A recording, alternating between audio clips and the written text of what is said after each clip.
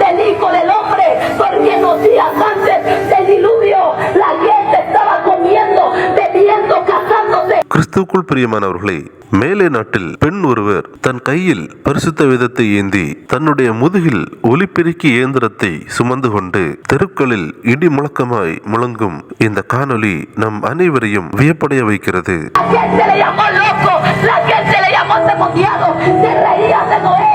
Lo mismo está pasando ya Jesucristo.